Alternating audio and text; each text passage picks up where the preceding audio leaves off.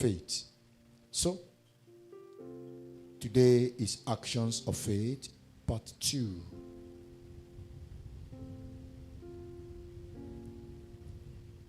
Most times you hear people telling you they have faith. They have faith. I'm so glad on Sunday that our Father lectured humanity, men in particular, when he was calling them out one after the other and putting them on scales so that they will know why they are where they are today is as a result of their faith. Faith is something you do not see. And everything you received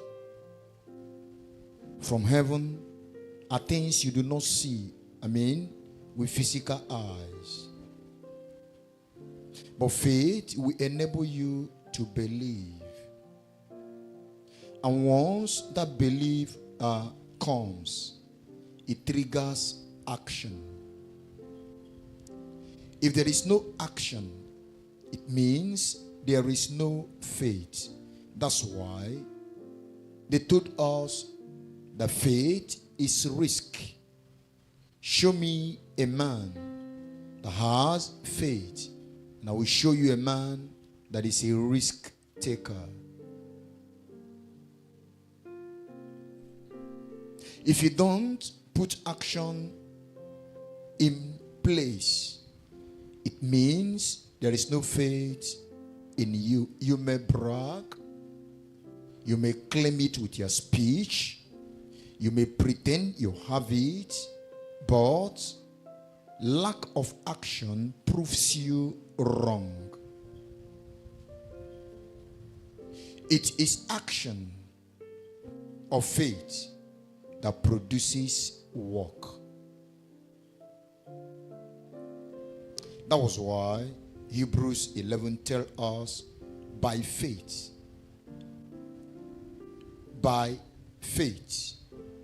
elders obtained a good report because they put their faith to work, and the outcome is a good report. That's the outcome. A good report.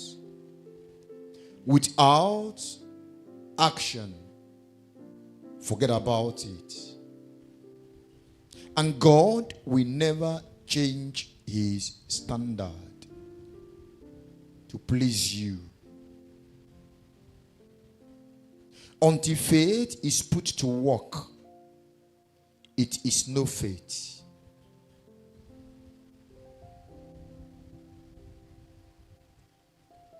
Father told us while he was lecturing men on Sunday, when a prophecy, a pronouncement is made unto you, it therefore issues forth, and it is faith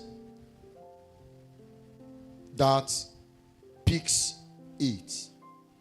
Oh, I believe. Now, the moment you believe, that first step that brings those things into reality, now it triggers action. What action is that? What we call activation. If it is journey that will produce money, financial prosperity, you will activate that with money. Why? You believe this has taken place. I activate it. Then, as soon as you do that, you go out. That's why we told every one of us in Kingdom Power, you must have something doing, because it is the work of your hand that God promises to bless. So once you believe all that has been given to you, or what will be given to you today, the manifestation that will take place, you take the second step, activate, then you complete it with going out and putting action into your faith. It is that action you put into your faith that will produce, like elders call it here, good reports, evidence of that faith. It is time for believers to put their faith to work in order to have that which rightly belong unto them. If you don't put your faith to work, what belongs to you will not come to you. You will not assess what belongs to you. God will never change his standard for anyone or for any generation. He is a faith God. We showed us that last week. Mark 11. Mark 11. Verse 22 says, and Jesus answering said unto them, have faith in God. I told us last week that the original Greek meaning of this word here is have God kind of faith. And anybody that have read Genesis chapter 1, Genesis chapter 2, will see the faith of God in action. God put his faith into action, and we see the evidence of that faith. And any believer that must walk with God must walk in faith. Else, you will live a frustrated life while you claim to be a believer. Kingdom power is not raised to cajole anybody. We're raised to tell you the hidden truth that churches and ministers refuse to tell the people, that brought about all this nonsense that is going on among the Christendom. There can never be any testimony worth the name that will not be obtained through faith. The elders operated through faith. That's why Hebrews chapter 11 is actually a chapter of faith. That chapter chronicled the journey of faith in the history of man, starting from Abel. It chronicled it.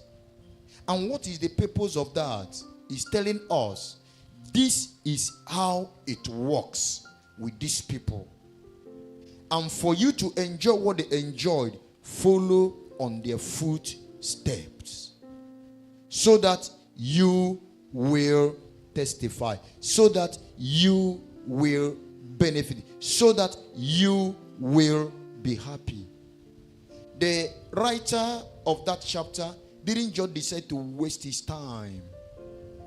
He did that to help the church. He did that to make the church live according as God had designed they will live.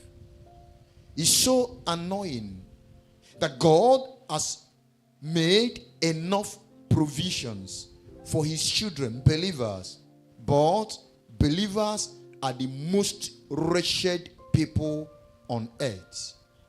They are most unfortunate people on earth.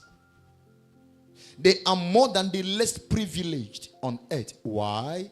They don't want to put their faith to work. I've told us the other time, you don't need extra faith. If you are born again, that faith that gain you salvation is all that you needed. I told us, I went further day to describe.